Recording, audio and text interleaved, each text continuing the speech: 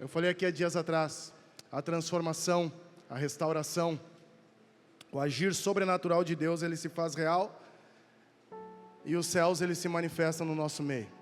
Amém? Então, quando você cantar, vem com a tua glória, abra o teu pulmão aí e solte o fôlego aí valendo. Hoje duas pessoas entraram em contato comigo, preocupadas com algo que está acontecendo num outro país aí, algo que envolve uma doença respiratória. E eu, no meio da conversa, eu falei para a pessoa assim: clama ao Senhor para que Ele venha com a glória dEle, que a glória de Deus, ela se manifeste. E esse mal não vai atacar a tua casa, não vai chegar sobre a tua tenda. Amém? Nós temos que ter essa expectativa no nosso coração. Amém, irmãos? Amém?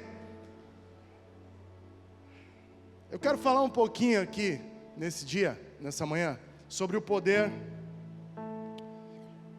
transformador do Evangelho. Irmãos, como você sabe, nós já entramos no ano de 25, muitas pessoas com muita expectativa do que vai acontecer, muitas pessoas sonhando, já vieram sonhando já desde o junho, julho, tomara que acabe esse ano de uma vez, mas só que ainda tinha uma longa jornada pela frente.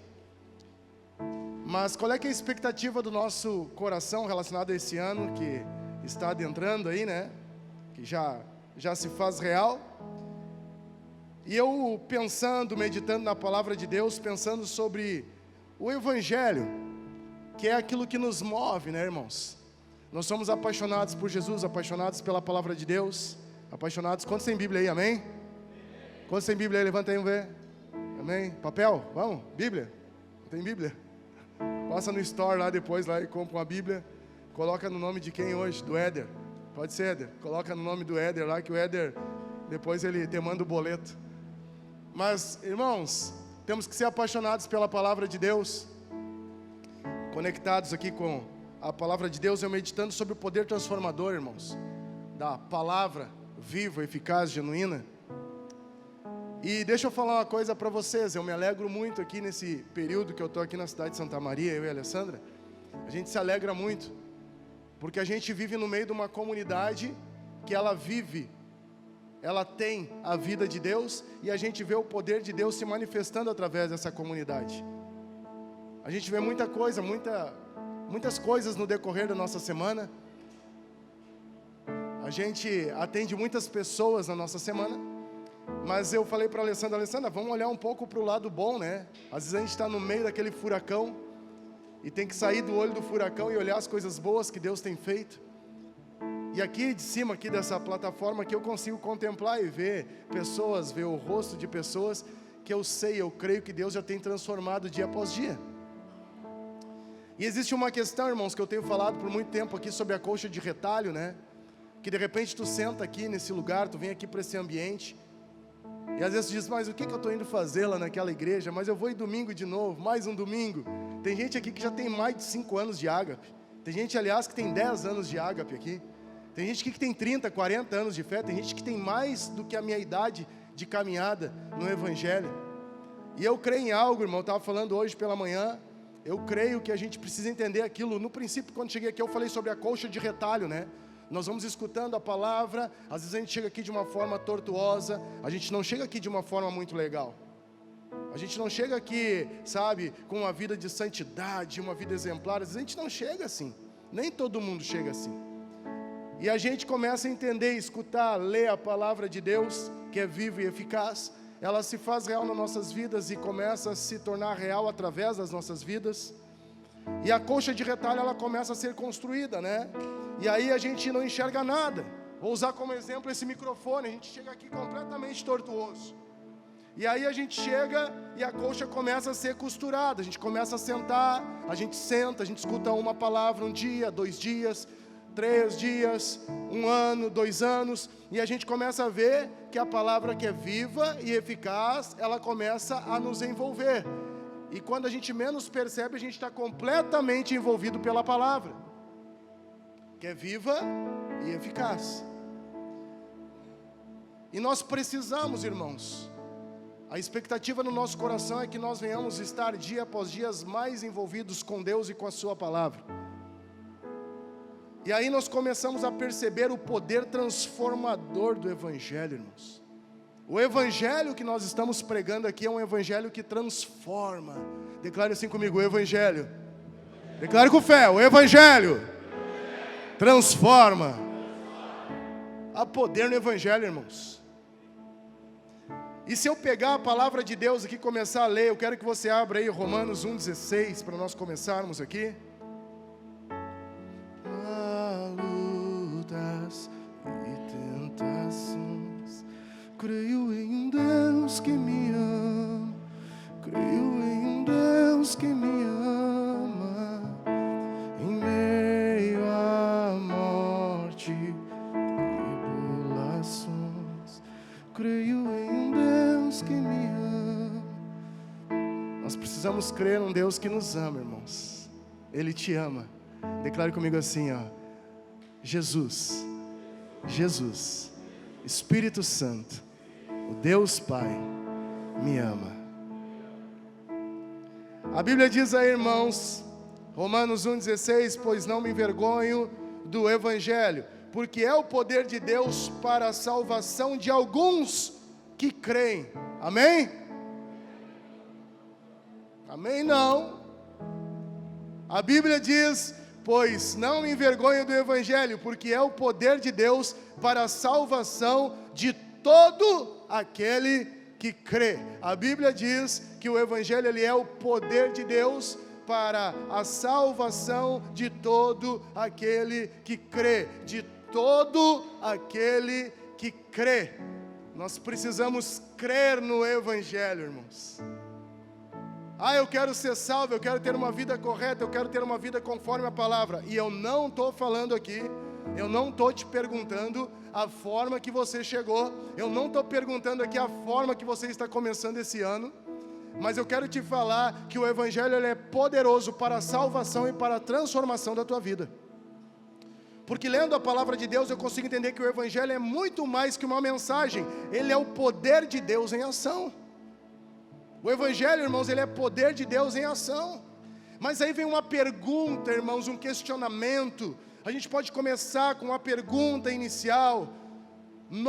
Você já experimentou o poder transformador do Evangelho na sua vida? Será que eu já experimentei o poder transformador do Evangelho na minha vida? Será que nós, como igreja, irmãos, tem irmãos aqui que vêm de lugares muito distantes.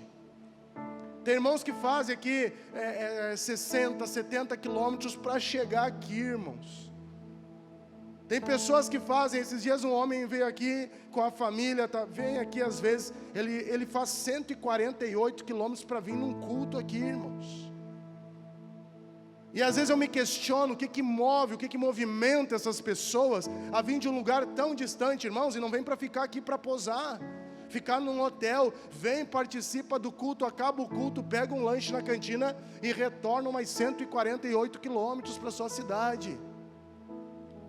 E nós estamos aqui numa cidade, irmãos, que a gente atravessa ela 15, 20 minutos, a gente atravessa a cidade. E às vezes a gente não entende o que a gente vem fazer aqui nas noites de domingo, na terça-feira, no sábado. E eu creio, irmãos, que o que está movimentando essas pessoas que estão vindo de vários lugares aí na nossa volta é o poder transformador do Evangelho, irmãos. Mas a pergunta ela você já experimentou o poder transformador do Evangelho na sua vida? Eu já experimentei? Ou será que eu estou gastando combustível? Será que eu estou vindo fazer um passeio? Será que eu estou vindo para comer um bom lanche na cantina? Será que eu estou vindo aqui para ver os meus amigos? Irmãos, nós cremos, nós continuamos crendo e a expectativa do nosso coração é essa, irmãos. Eu falei esses dias, tem pessoas que elas escrevem, eu não tenho nada contra. Elas fazem um plano, elas fazem, elas se organizam e fazem lá, elas escrevem tudo que elas querem para o ano que está adentrando, irmãos. E elas começam a escrever num papel, vão escrevendo, e chegam diante de Deus, elas oram, elas vão na igreja, elas apresentam aquele papel e dizem assim, Deus, é isso aqui que eu quero que o Senhor faça na minha vida. Mas quando nós entendemos a palavra, nós precisamos começar a deixar Deus nos direcionar, Ele escrever uma nova história em nós e através de nós, irmãos. Eu tenho os irmãos aqui que estão indo embora daqui uns dias, né? E eu estou cheio de expectativa, irmãos, no meu coração, daquilo que Deus vai fazer na vida desses irmãos que estão sendo transferidos, no lugar onde eles estão indo. Eu estou cheio de expectativas, sabe por quê? Passaram um tempo aqui conosco, serviram aqui na casa. Eu creio que o Evangelho se fez real, mais real ainda na vida deles. O Evangelho transformou mais um pouquinho a vida deles. E agora eles estão indo, estão sendo enviados para quê? Para fazer a diferença nos lugares aonde eles vão, né, Jair? Essa é a expectativa, aquele do meu coração. Denis, aí a família Alpes, é a expectativa do nosso coração. Irmãos tão queridos, ficaram aqui, a gente, mas vão embora. Já teve tanto choro aí porque os irmãos vão embora. O Jairo já fez, eu acho que umas 73 despedidas, irmãos. Todo dia tem uma despedida do Jairo. Jairo, te comporta, diz que a partir de agora é só ir, é cumprir o ID, vai um pouco. Denis lá também tem toda hora tem uma coisinha ou outra. Tem as minhas filhas foram numa despedida da filha. Irmãos, é amor, é carinho, mas o que eu quero dizer para vocês? Não é só festa, não é só celebração, é compromisso e responsabilidade para eles e para nós. Porque nós estamos entendendo, nos alimentando da palavra de Deus. Mas você já experimentou o poder transformador do Evangelho sobre a sua vida?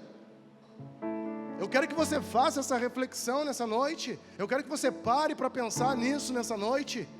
Hoje pela manhã eu fiz essa pergunta aqui para os irmãos. Aí eu começo a entender que o Evangelho transforma o quê, irmãos? O Evangelho, ele é poderoso, ele transforma o pecador. Ele transforma o pecador em filho de Deus. Olha o tamanho da transformação. E a Bíblia diz em João 1,12: mas a todos quantos o receberam, deu-lhes o poder de serem feitos filhos de Deus. Eu estou sentado aqui numa comunidade de homens e mulheres que são filhos de Deus, amém? Amém, tem que crer. Eu falei no início lá sobre crer. Mas a todos quantos receberam, deu-lhes o poder de se tornarem filhos de Deus. Irmão, você sabe o que é ser filho de Deus, irmãos? Hoje de manhã cantaram uma canção, muitos aqui já sabem da história de uma música que eu canto, que fala que Ele nunca me abandonou, que Ele nunca abandonou. Muitos já sabem a história dessa canção, e eu continuo crendo, irmãos, que o Senhor é um Deus que não nos desampara, é um Deus que não nos abandona, mas nós precisamos entender que há um compromisso na parte de Deus, e o compromisso da parte de Deus foi enviar o seu Filho a uma geração, a um povo que estava completamente tortuoso e depravado. Ele enviou o seu melhor. Mas e qual é que é o nosso melhor que nós vamos oferecer a Deus? É entender a palavra dEle, irmãos, e começar a colocar em prática. Eu conheci um homem, eu nunca mais me esqueci, o nome dele é Ney Pironde. Ele faleceu, era amigão nosso, sabe? Tem o filho dele ainda, amigão nosso, família dele, amigo nosso. E ele falou um dia, ele falou sobre a palavra de Deus. Eu nunca mais me esqueci. Ele disse assim, eu não consegui ainda aprender a palavra, toda a palavra. Mas tem uma questão, o pouco que eu aprendi, eu estou colocando em prática. O pouco que eu aprendi, aquele homem dava um abraço na gente, era um abraço tão gostoso, irmãos. Sabe por quê? Aquele homem, mesmo sabendo pouco, ele exalava a vida de Deus. E às vezes a gente vem cheio de conceitos, cheio de, eu quero, eu sei. Irmãos, olha só, o Evangelho transforma o pecador em filho de Deus.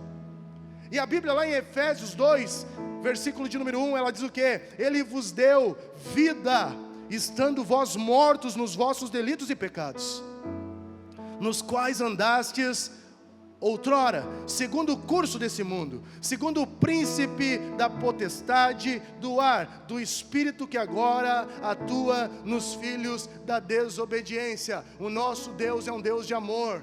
O nosso Deus é um Deus de graça. O nosso Deus é um Deus de misericórdia. O nosso Deus nos deu liberdade. Desde o princípio existia uma árvore onde tinha um fruto do conhecimento do bem e do mal. Tinha tudo para aquele povo viver bem, para aquele casal viver bem, num lugar chamado Jardim do Éden. Mas eles optaram em fazer o que? Aquilo que Deus disse: vocês podem fazer tudo, desfrutar de tudo, mas olha, não toque naquilo lá. E eles foram fazer, sabe o que? Sabe o que fizeram? Eles foram lá e tocaram naquilo que era proibido. O que é proibido que eu tenho tocado hoje, irmãos? Sendo um conhecedor da palavra de Deus.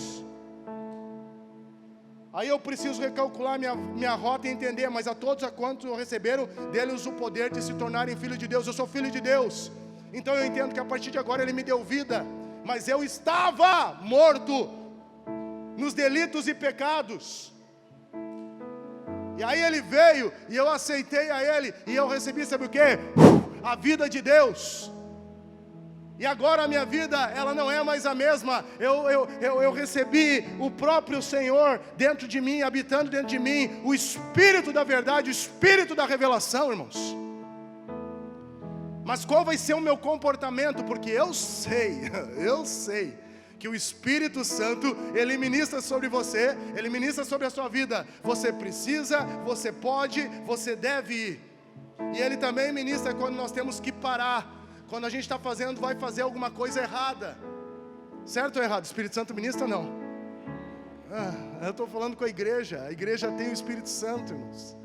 Então o Espírito Santo, Ele ministra conosco. Eu devo fazer, eu devo andar, eu devo ir. Sabe, deixa eu trazer para vocês clareza aqui. Aqui tem um aparelho, um telefone aqui. E olha o Espírito Santo, como é que o Espírito Santo ministra aos nossos corações. A gente está num ambiente, aí por fora, e a gente está sem nada de dinheiro, sem nada de recurso às vezes, irmãos. E sabe o que aparece? Às vezes uma pessoa deixa o telefone dela cair no chão, e a gente olha lá, e aí a gente diz: meu Deus, olha aqui, os meus problemas estão resolvidos. A pessoa deixou o celular ali, era dela, mas ela deixou ali, caiu o celular dela. Eu não vou avisar ela, meus problemas estão resolvidos. Um telefone hoje vale 500, 600, 700, 800, R$1.000. Eu posso vender a R$300 e já está resolvido os meus problemas do final de semana. Mas quando eu me aproximo, eu já tenho a vida de Deus, eu me aproximo daquele telefone, o que acontece? O Espírito Santo de Deus, Ele ministra o meu espírito. Não, esse aí não é teu. Só que nós temos a liberdade, ou a gente pega aquele telefone para devolver, ou a gente pega aquele telefone para vender, para o nosso bel prazer. Só que tem uma questão, irmãos. A gente vende o telefone R$300, a gente faz o que tem para fazer com os R$300, a gente se alegra com os R$300, mas o destino não é céu, o destino é inferno, porque a gente está fazendo aquilo que não agrada a Deus.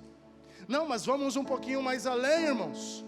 Nós estamos em uma situação onde as coisas elas não estão bem lá em casa, as coisas elas não estão agradáveis lá em casa. E aí o que acontece, irmãos? E de repente eu estou em discussão com a minha esposa. Eu estou falando do evangelho que transforma um pecador em filho de Deus. E aí as coisas elas não estão andando muito bem entre eu e a Alessandra. E aí passa aquela mulher que daí aos meus olhos ela é a coisa mais linda. E eu olho para ela e eu digo assim: meu Deus do céu, ali está a resposta para todos os meus problemas.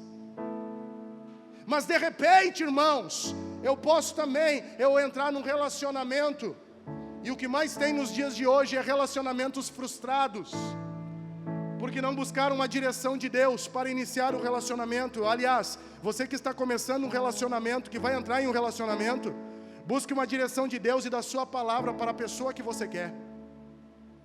O homem de Deus, ele quer uma mulher de Deus para se relacionar. A mulher de Deus, ela quer um homem de Deus para se relacionar. Não adianta estar com o cabelo bonito, com os olhos bonitos, com a pele bonita, mas por dentro ele está podre. Não adianta ela ser linda por fora, mas ela ser podre por dentro, ela não ter intimidade de relacionamento com Deus. Eu estou pregando para a igreja aqui. Não adianta. Há um equívoco aqui, sabe por quê? Porque depois o boleto vem, e a gente já casou, e aí deixará o homem, pai e mãe unir-se à sua mulher, e se tornarão os dois uma só carne. E o que Deus uniu, não separe. Quem? O homem. Quem é você? Quem sou eu para levar pessoas ao divórcio? Quem somos nós? Se nós temos o comportamento de filho de Deus, a gente não vai estar entrando na fornicação, a gente não vai estar entrando em divórcio, a gente vai fazer boas escolhas, e boas escolhas não é mediante o seu querer, boas escolhas é mediante o que a palavra de Deus nos orienta, irmãos. Isso aqui é Bíblia, irmãos. Estou tentando traduzir aqui para vocês aqui, porque nós estávamos mortos em nossos delitos e pecados. Só que a Bíblia diz aqui, irmãos, eu consigo compreender que o Evangelho nos liberta do pecado e nos dá uma nova identidade. E essa nova identidade não é em uma congregação como essa. A nossa nova identidade não é em um local como esse. A nossa nova identidade, ela é em Cristo Jesus. Sabe por quê? Porque eu vou falar uma coisa para vocês aqui. A gente está aqui reunido, irmãos, e a gente entende, a gente tem no nosso coração que o obreiro, quando ele é chamado, ele é provado e aprovado. Leva tempo de caminhada. Às vezes as pessoas perguntam: pastor, vocês já estão aí? Esses dias me passaram um relatório, 827 pessoas e mais um grupo aí para fazer membresia. Tem 827 membros cadastrados ali, mais um grupo para fazer membresia. Pastor, como é que vocês fazem isso? Onde é que está? Onde é que estão os pastores? Eu falo, os pastores estão sentados no meio da igreja. Tá, mas e como é que é feito o trabalho? Por que não ordena aí uns 10? Irmãos, é simples. É eu pegar, olhar, hoje de manhã eu estava falando, eu olho para essa minha esquerda aqui, eu acho eles mais bonitos, e eu não sou da escola de formar líder e pastores a granel, irmãos. Eu sou da escola de ser provado e aprovado pelo Senhor, porque se a gente tem chamado ministerial, a gente faz com título e a gente faz sem título. Quando eu não tinha título, eu ganhava muito mais vida para Jesus do que agora que eu tenho título pastoral. Surpresa para vocês. Estou sendo sincero e transparente. Botava a caixa lá na rua lá e só faltava subir em cima lá para ficar um pouquinho mais alto, pegava um violão, ficava gritando lá nas ruas lá, as pessoas se aproximavam, a gente já falava do amor de Deus, depois levava tudo para a igreja. Em um período curto eu já falei para vocês, nós fizemos um propósito em Bento Gonçalves, rapamos a cabeça e fizemos um propósito de batizar 100 pessoas. Só que foi para batizar 100 pessoas, foi rápido, irmãos. Dentro da nossa realidade lá em Bento. Por quê? Porque nós tudo ia para a rua enlouquecido para falar do amor de Deus. Hoje é tudo agente secreto, tudo tem vergonha e tem medo.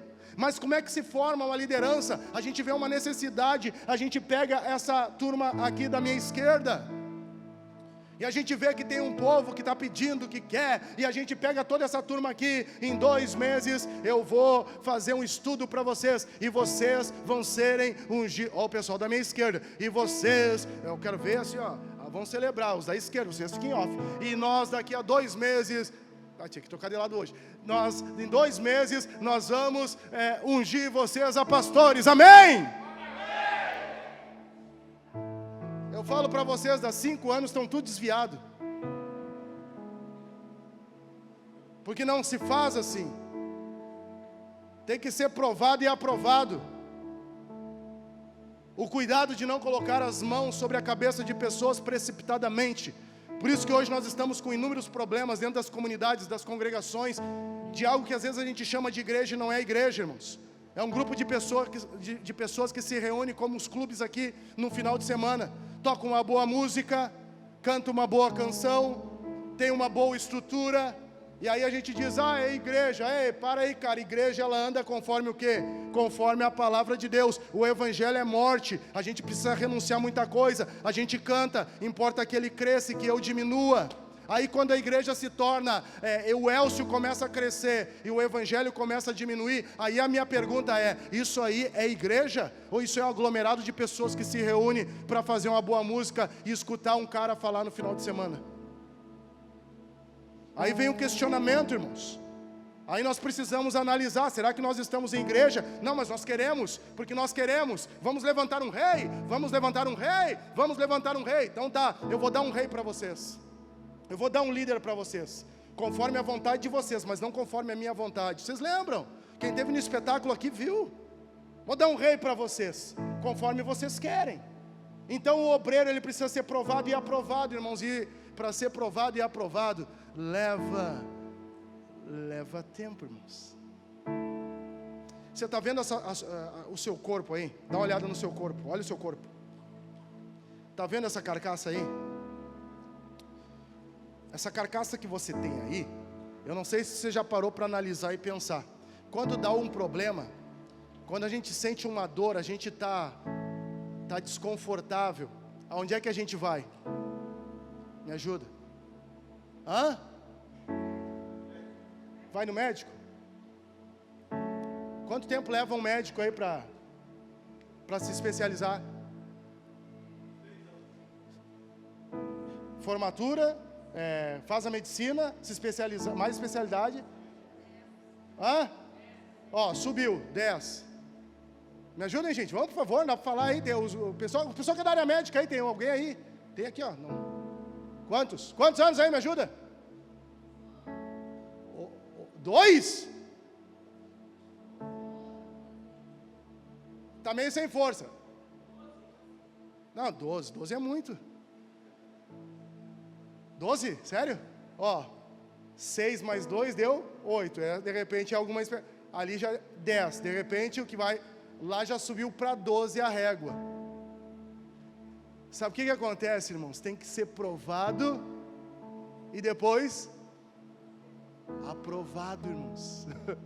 E por que no reino de Deus nós queremos fazer o contrário?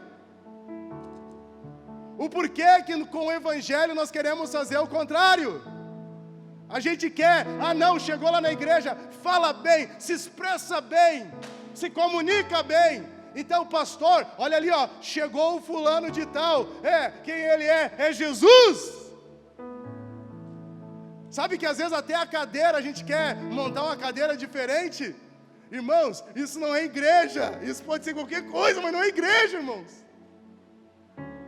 Igreja vai ser, sabe o quê? Quando nós tiver 5, 10 mil pessoas aqui. Agora bateu 5 mil, vai bater 5 mil, 10 mil pessoas. Sabe o que nós vamos fazer? Nós vamos andar no meio do povo. Nós vamos botar aquelas chinelas havaianas. Botar o meu... Tem um chinelo que eu tenho lá que... me esqueci o nome. Eu vou botar meu chinelinho aquele e vou botar, sabe? E nós vamos andar no meio do povo, irmãos. Porque líder, pastor, a gente tem que ter cheiro de ovelha. Por quê? Porque nós entendemos o poder do evangelho, o evangelho que transforma pecadores em filhos de Deus. Então o que pode acontecer na sua caminhada? De repente você vai receber um conselho aqui, ó. O evangelho, ele nos liberta do pecado e nos dá uma nova identidade. Essa identidade não é nos irmãos. Essa identidade é em Cristo Jesus. Pode ser que você pegue um facilitador, um coordenador aqui, irmãos, ministerial, e ele vai te dar um conselho.